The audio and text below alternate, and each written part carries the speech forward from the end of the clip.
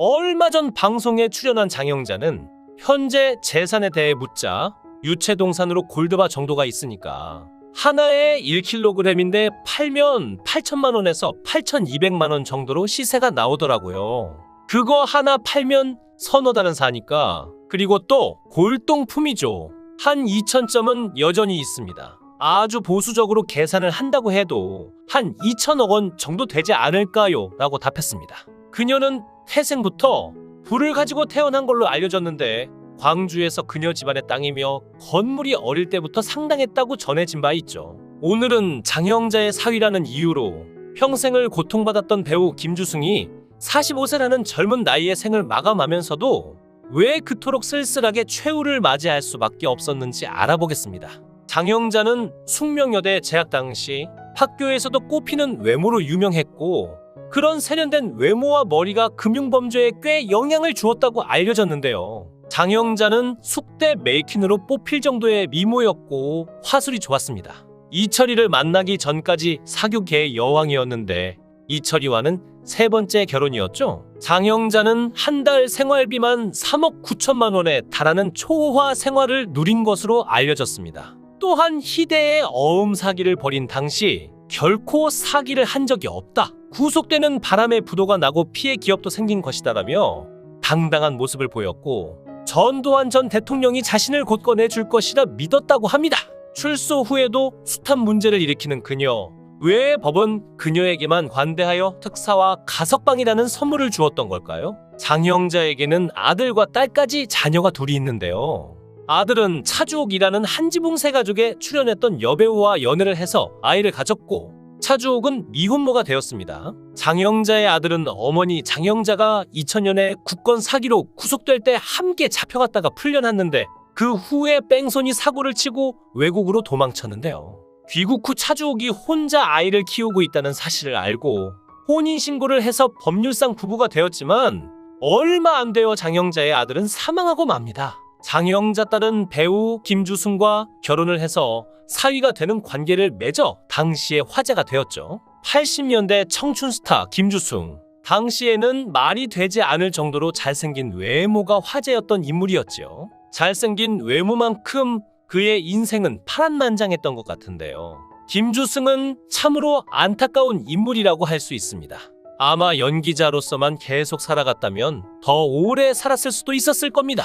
왜냐하면 장영자 딸과 결혼 후 여러 사업에 실패, 도피 생활까지 겹치면서 스트레스를 받았고 이것이 병의 원인이 되었을 수도 있기 때문인데요. 김주승의 나이는 1961년 9월 3일생입니다. 1980년대 연극배우로 첫 데뷔를 했고 이듬해 1981년 뮤지컬 배우로도 데뷔를 했습니다.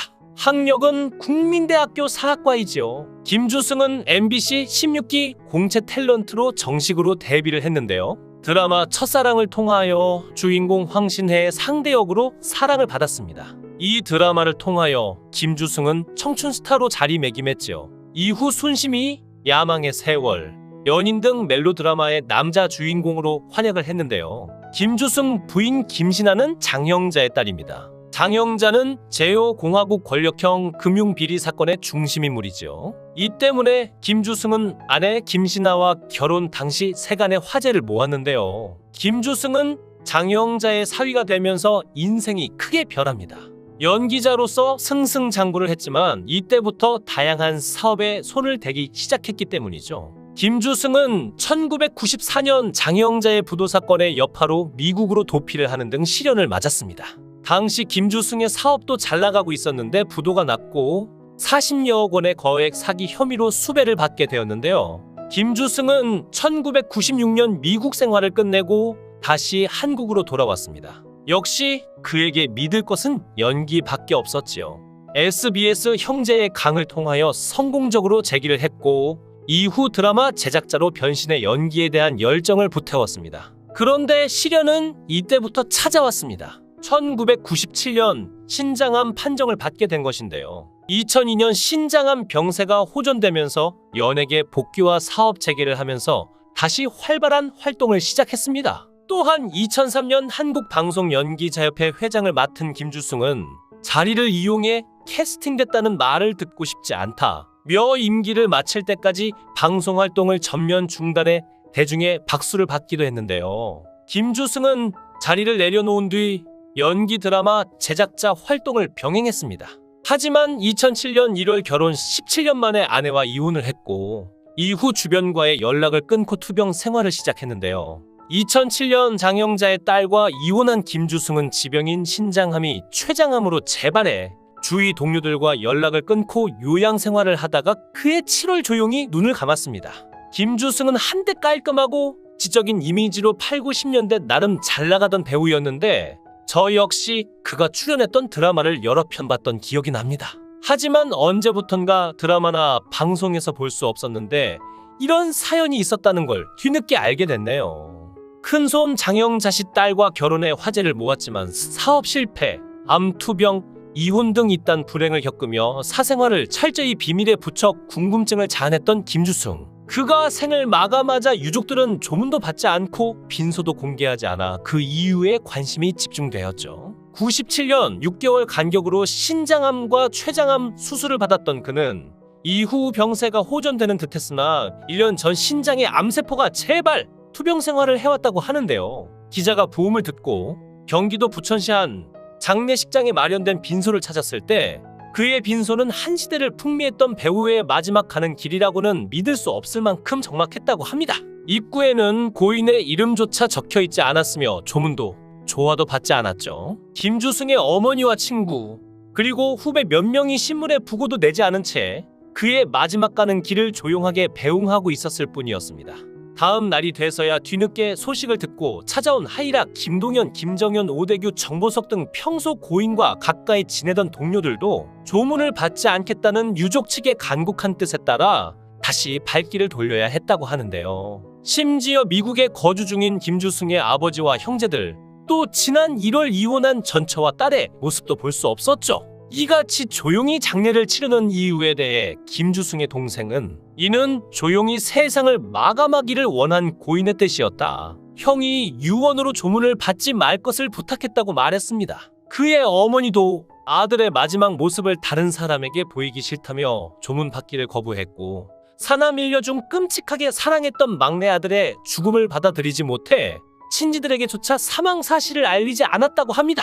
생전 발자취를 따라가 보면 김주승의 삶은 드라마만큼이나 극적이었죠. 지난 83년 MBC 공채 탤런트로 연예계에 데뷔한 그는 드라마 애정의 조건의 황신예와 연인으로 출연하며 멜로드라마의 왕자로 떠올랐고 이후 서울 무지개 첫사랑 순심이 야망의 세월 달빛가족 등에서 지적이고 도시적인 이미지로 인기를 이어갔습니다. 연기자로서 그의 삶에 변화가 생긴 것은 지난 90년 금융비리로 유명한 큰손 장영자 씨의 딸과 결혼하면서부터인데요. 김주승은 이때부터 연기 외에 다양한 사업에 손대기 시작했으며 94년에는 장영자 부도 사건 여파로 미국으로 도피하는 등 시련을 맞았고 엎친 데 덮친 격으로 그는 97년 신장암과 췌장암이 연이어 발병하는 불운을 겪었죠. 그가 신장암 재발 판정을 받은 것은 드라마 나도야 간다 제작에 열정을 쏟던 때였는데 사업이 그리 성공적이지 못한 가운데 몸에 이상을 느끼고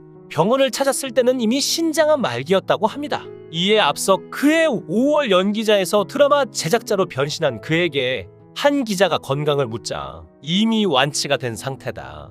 요즘은 살이 쪄서 다이어트를 해야 할 정도로 건강하다고 말했다고 하는데요. 그 자신은 완치를 믿고 있는 듯했지만 얼굴빛이 검고 푸석해 보이는 등 건강 상태가 그리 좋지 않아 보였죠. 암 판정을 받은 그는 곧바로 서울 여의도의 한 병원에서 항암 치료를 받기 시작했고 항암 치료를 시작하자 그는 눈에 띄게 쇠약해져 갔다고 합니다. 그의 한 후배는 치료를 시작하고 2달 만에 전혀 딴 사람이 됐다. 머리카락이 다 빠지고 뼈만 앙상하게 남아 도저히 예전의 형이라고는 상상할 수 없을 정도였다고 말했죠. 지인들에게 착하고 겸손한 연기자로 평가받고 더군다나 연기자협회 회장을 지내며 탄역 배우를 비롯한 연기자들의 권익을 찾아주기 위해 최선을 다했던 그의 마지막이 이처럼 쓸쓸하고 베일에 가려진 이유는 무엇일까요? 그의 한 지인은 드라마 제작 사업을 하면서 연기자의 권익을 최우선으로 생각하다 보니 수억 원의 적자가 발생했다. 경제적으로 힘들어지자 그 전에 가깝게 지내던 사람들이 하나 둘씩 등을 돌렸고 형이 그 문제로 몹시 힘들어했다고 말했습니다. 남에게 신세를 지기 싫어하는 평소 그의 성격도 쓸쓸한 최후를 보내게 된 원인 중 하나라고 하는데요. 한 지인은 다른 사람에게는 너그러웠지만 스스로는 스트레스를 풀지 못하고 안으로 쌓아두는 성격인데 크게 암을 키운 것 같다. 힘든 일이 있을 때 드러냈더라면 본인이 좀 더 홀가분할 수 있었을 텐데 라며 말끝을 잇지 못했습니다. 고인의 조용한 죽음에 관한 의문이 증폭되자 유족 측에서는 이와 관련 좀 더 상세한 입장을 발표할지 여부를 고민 중이라고 전했죠. 유족 측 관계자는 일단 장례식 직후 미국으로 돌아갔던 김주승 씨의 어머니가 한국으로 돌아와 의혹을 해소할 기자회견을 열 것을 검토하고 있다고 말했는데요. 비록 쓸쓸하고 고통스럽게 투병을 하기는 했지만 김주승은 끝까지 희망을 잃지 않았다고 합니다. 자신이 운영하던 드라마 제작사를 정리한 뒤 남북 합작 드라마를 준비하는 등 마지막까지 생애 최선을 다했습니다. 김주승은 과거 인터뷰에서 지금까지 자신의 삶에 대해 스스로 어떻게 평가하느냐는 질문에 그는 한참 동안 생각한 뒤 남들이 어떻게 생각하든 내 의지대로 산 삶이다.